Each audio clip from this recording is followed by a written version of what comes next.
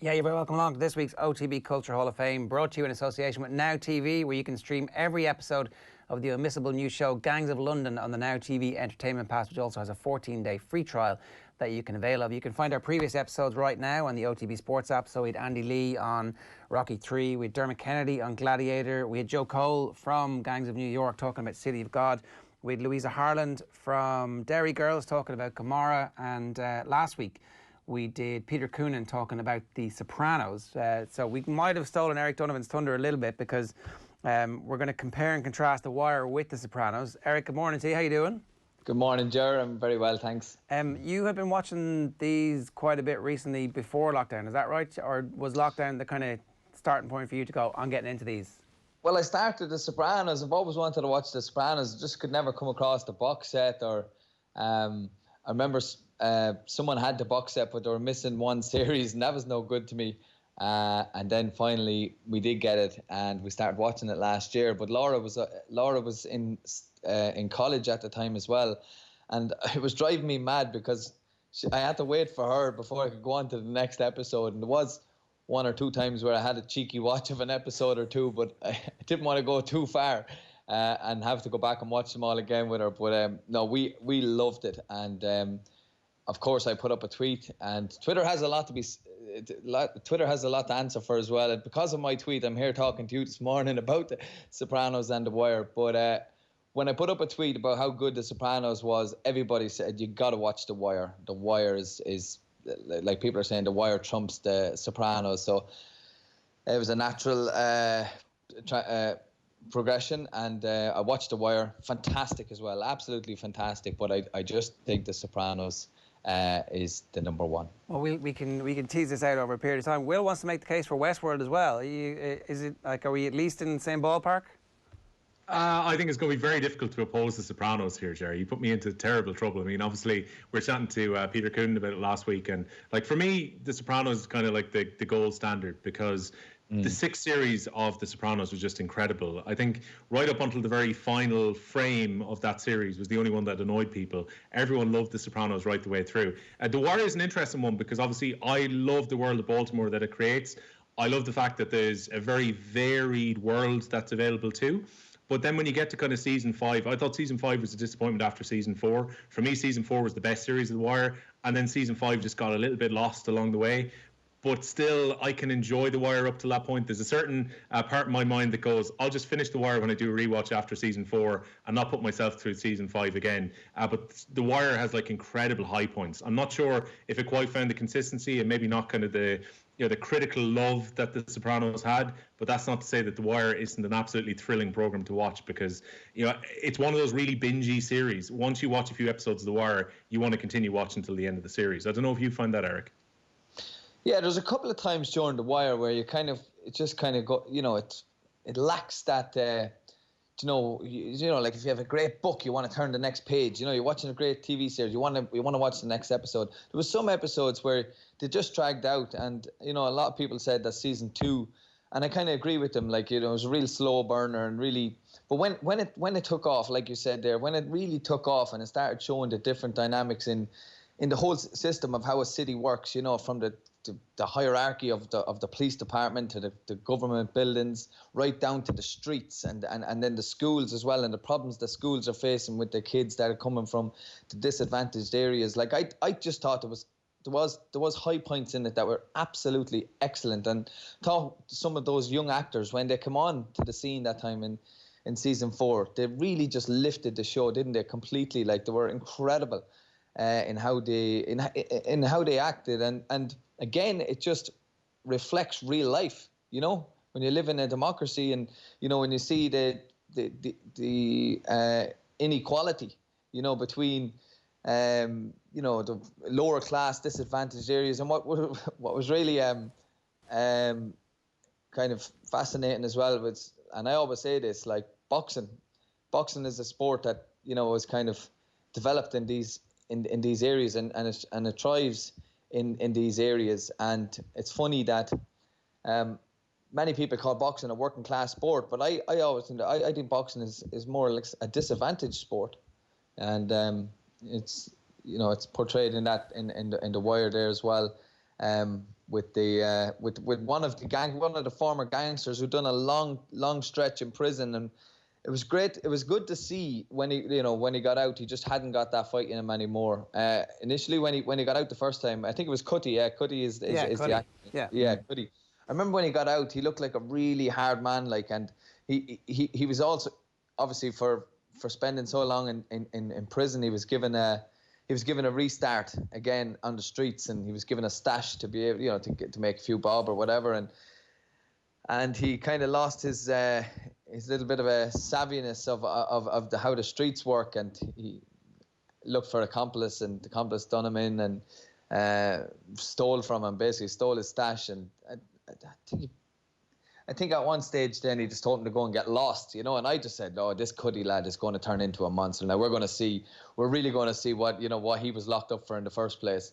And then he just hadn't got it, and I loved that. Like, the fight wasn't in him anymore, but he wanted to help. He wanted to do, basically, prison in a lot of cases doesn't really work for people. An amount of prison officers that I speak to talk about how much it's like a revolving door, but in that case it was good to see that a man had a change of heart and he wanted to do something different. Yeah, I thought also the bit where so he is a boxing trainer and wants to go and build a gym for the kids in the area. You can kind of see where this is going. He wants to make a difference in their lives by giving them an outlet, but just how difficult it is to actually get a gym set up. The city says, no, you can't just do that. You can't go off your own back and do something without us putting up barriers in the way. And it's like such a small thing, having to fill out forms, having to ask for permission, the permits, and not knowing how the whole system works. I think when you talk about the hierarchy in the systems, like the creator of The Wire said that essentially he views the world as this kind of Greek tragedy where people are stuck. You are just stuck in whatever system exists and you cannot break out of that. And that's the whole point of the whole series.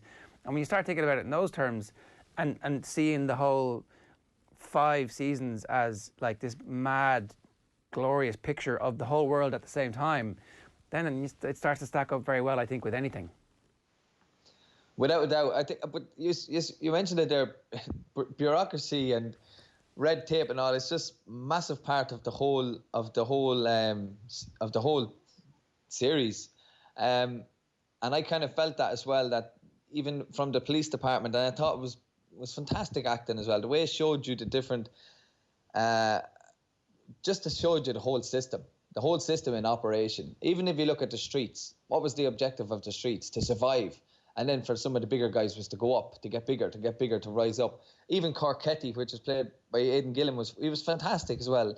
Aidan Gillen is unbelievable, isn't he? Like, there's more things that, he's in a lot of things. He's an unbelievable actor. And I only became aware of him, like probably many people, when I seen him in Love Hate. But even he had the best intentions to be elected as mayor, to kind of allow police to do real police work, and he wasn't interested in stats anymore. He was interested in connecting with the people. But then once he got in, the system pulled him in, sucked him in. And, of course, he wanted more. He wanted to go for governor. But in order to go for governor, he had to compromise his principles that he initially went into government. So it's not too dissimilar to what goes on in a normal democratic country. But I thought, again, the biggest story of the whole, or the biggest plot or scheme in the whole thing, was, again, because they couldn't do what they wanted to do, that they couldn't get the support or the resources that they needed to kind of combat this crime, this problem, this scourge in the streets, which is these big drug lords. And so McNulty had to he had to go and make up a serial killer. It's unbelievable.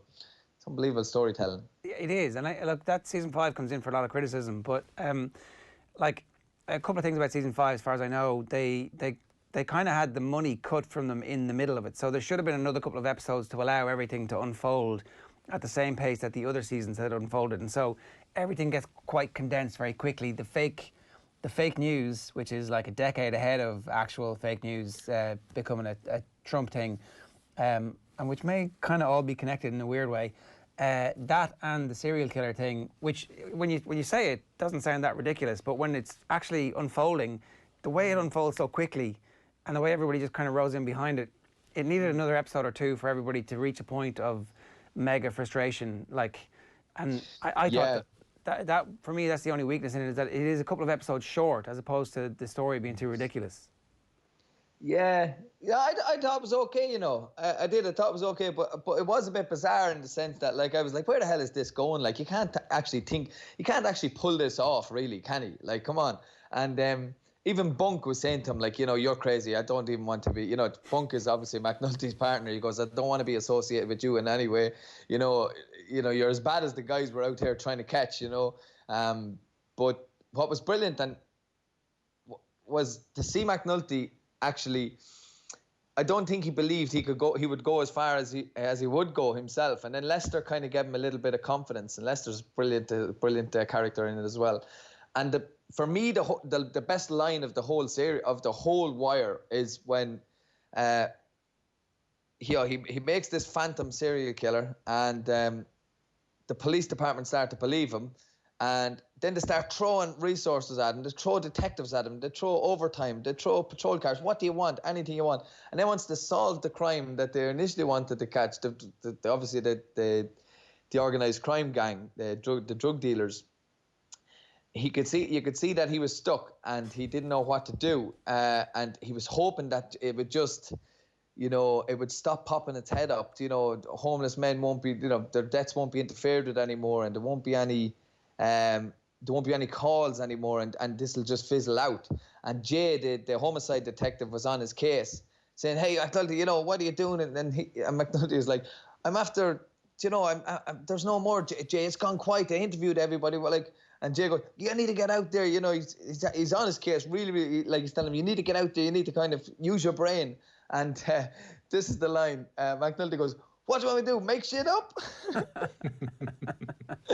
And I just thought, wow, you know, it's brilliant. I had to press pause there at that time because I laughed for a while. The book that so David Simon, the guy who essentially created the whole thing, was a journalist with the Baltimore Sun. That's why the newspaper stuff is so personal to him. And he wrote a book called Homicide: A Year in the Streets, where he spent a year in the backseat of patrol cars with the homicide detectives in Baltimore, in that precinct. And a couple of the actors are actually ex-cops. And so he a lot of that conversations that you hear are actually in the book. They're verbatim of what would have happened, that he would have borne witness to. So that bit, the kind of the police and the policing system, and how brutal that system is, and the pressures that they're under.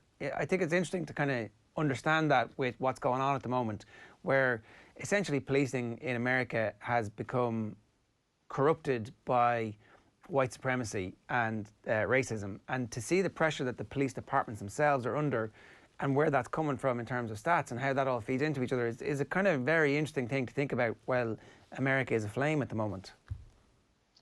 Oh, it is, without a doubt, you know. And you think that whole series started off almost 18 years ago. 2002 it was launched, and there was one part in the film as well. Well, not only one part. There's a huge part. It shows you there's a lack of value put onto young black men's lives. You know, 18 bodies, and you know, the newspapers, you know, deciding to not cover the story, and you know, it's not getting the attention that it really needs. And it's no surprise that we are in this position right now. Well, America's in this position right now with the whole racism and inequality and all that, because it's very, very apparent, you know. And it's sad. It's really, really sad to see, because there is you can see the good-hearted people in the system like that are trying to do something. Like there's a couple of, I just thought there was a couple of brilliant situations where it showed that even Sergeant Carver wanted to try and adopt the young kid that went back into the foster home, the group home. And then obviously there was one, Bunny, the former Sergeant Bunny, who took it upon himself to adopt Namond, like, you know. And Namond was, this is what's very interesting as well, is a lot of these young kids are so smart, so intelligent. They grow up with their street savvy, they're wise, they're street wise, they don't have any. There's no emphasis or importance put onto their education. They don't have any support there. It's all about survival when they go outside the front door. But they're just used as statistics when it comes to school. They're just all about ticking a box, you know. And even how hard it was to break down the educational system to show that these guys need to learn in a different way, you know. And Bunny tried to kind of try to change the education system, and I know that was tough. But you know what? I can identify with that. When I was in school, I wasn't the most articulate. Wasn't I didn't follow. I struggled in school. Really, really struggled academically, and you know, I was gone. I was gone at 15. But I was just thinking, like, you know, that it's not too different here as well. When you're coming from a family that there's no real importance or emphasis put onto education, you know, the education, you can slip through the system very quick. I was very lucky and I had boxing, and I just kind of had somewhere to kind of put all of my channel my energy into. But later on, when I was ready academically, I was able to go back. But, you know, some of these kids are lost through the system. One of the saddest parts of the whole thing for me was to just see Du Quan at the very, very end, which was just heartbreaking. It really was heartbreaking. A young kid with so much promise, so much potential. And you see when Presbo, the teacher, former policeman, once he put a bit of effort and a bit of effort, a bit of care and a bit of attention into this young kid just blossomed. And but obviously, you know, the connection was broke somewhere along the way. Yeah, the scene opens, the whole series opens with players playing chess, and they're like, the king stay the king is how that is. It's like the king is always going to be the king, and that means loads of different things. The king is going to be the king from a drug ping perspective, but the king doesn't change and the system doesn't change. Everybody has their role. Dookie's role was to be born a young, essentially an orphan from the get-go in a drug-infested environment, and it's almost impossible for him to break out, even with a tiny little bit of help along the way. It's tragic. That's why I think this is absolutely amazing work, and it's still amazing work 20 years on. Like, it's incredibly relevant. Yeah. I love The Sopranos. The Sopranos is way funnier than... yeah. Like, every time you watch... I think it's a good idea to secretly watch a lot of episodes and then to have to go back and watch them again. Because actually, Peter Coonan said he watched the whole thing 3 times and got something different out of it every time. Yeah. I've got a confession. I've watched The Sopranos 3 times and it's absolutely hilarious. As it goes along and you take is he going to kill this guy? Is that guy going to get killed? When you know what the plot is, you can kind of just settle in and relax at the jokes, because they kind of come thick and fast. And that's maybe... Yeah. There's not much crack in... There's a bit of crack. There's an amazing scene Different type of crack. Well, where Bunk and McNulty are on the scene of a murder and only use one word repeatedly. It's an all-time classic scene. Yeah. I love The Sopranos as well. Like, I loved every single episode. I think when it came to the whole act... I tell you what it is, because we loved The Godfathers and The Goodfellas. We loved the mafia films. We just absolutely loved them. And we never wanted those films to end. They were so good. They're all around 2-3 hours long. So when The Sopranos come on, it was like you're having a marathon, ultra marathon of just mafia, mafioso, organized crime from the Italian families that we fell in love with. And I say that, like, fall in love with. It's gas because, like, oh, excuse me, I'm pushing my table there, wobbling the camera. Even Tony Soprano, he's a guy that we should hate. He's a murderer. He's a cold-blooded monster, but he draws you in. You want to love him. Sometimes he's like a big, soft, lovable rogue, and then he just changes in an instant into this, like, cold-blooded murderer, intimidator, manipulator. Like, it's incredible. I believe even like but it's the acting. I thought the acting of The Sopranos was just incredible. And I couldn't wait to do a little bit of research because I didn't know much about James Gandolfini. I knew he passed away, and it was really tragic as well, but way before his time. But I couldn't wait to do a little bit of watch him in interviews and everything. And I remember watching his first The first clip I watched of him on YouTube of collecting one of his Emmy Awards, and even when he spoke for the first time and I heard him speaking out of character, I was really let down, so I felt let down. So I was like, it's not Tony Soprano, do you know what I mean? Because I had just only knew him as Tony Soprano. So it was, but what a show.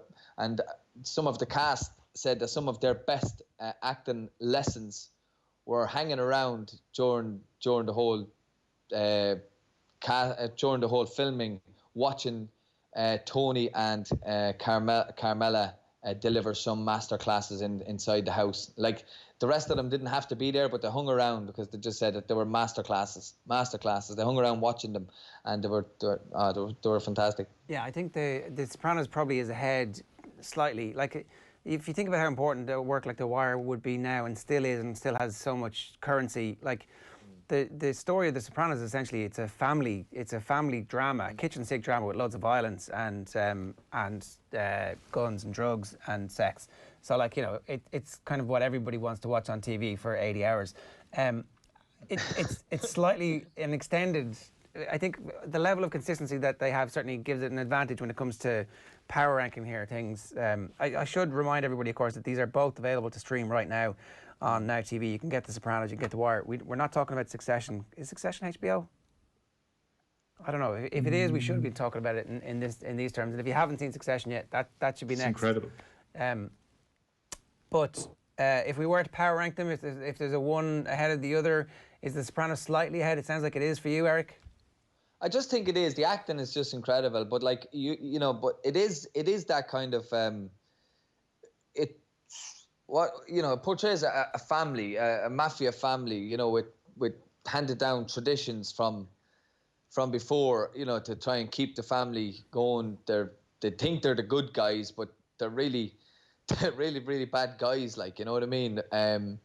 But I think and in terms of entertainment, it's really, really good for entertainment. The one-liners in it are just like, there are a dozen a minute, like, and I mean, Paulie's one of the best actors I've ever seen. He's incredible. And then The Wire obviously is portraying a city, the whole system, which is very much like real life, and how the morale can go in the police force, and when they're not getting the support and the resources that they need, morale, apathy, that can all just like set in. And even at one stage, I think it was like McNulty couldn't afford to pay child support. Here's a man like a detective. Now, I know he was doing a fair amount of drinking as well, so that didn't help, especially when he was paying for rounds and whatnot. But like, it just showed you the real life struggles, even of the good guys that we call the good guys. And then nothing really changes at the end of The Wire. So people are talking about the endings of both. Nothing really changes at the end of The Wire. It's just back to square one. Do we ever learn? It's the same system. Someone else will come in and take over the running of the drugs.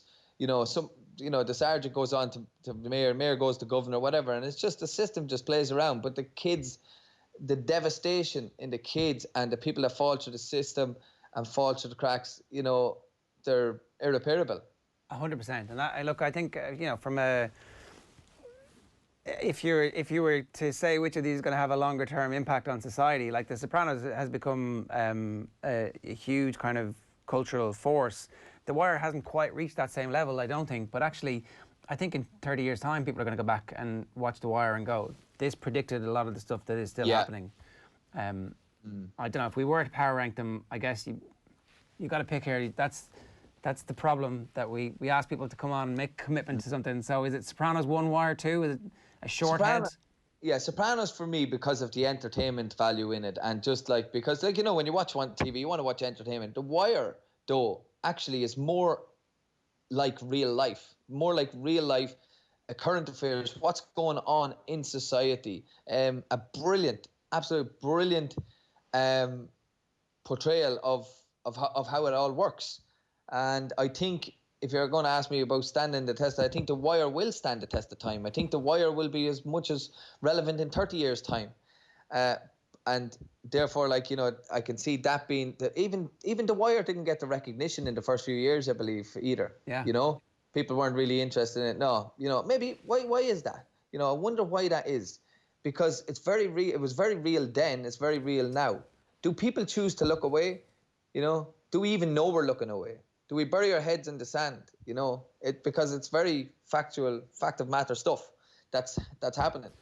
And what do you think? Well, it's an interesting point. What do you think? Because, like, you know, I see you. I think you go out and talk to schools all the time. You know that people are looking away.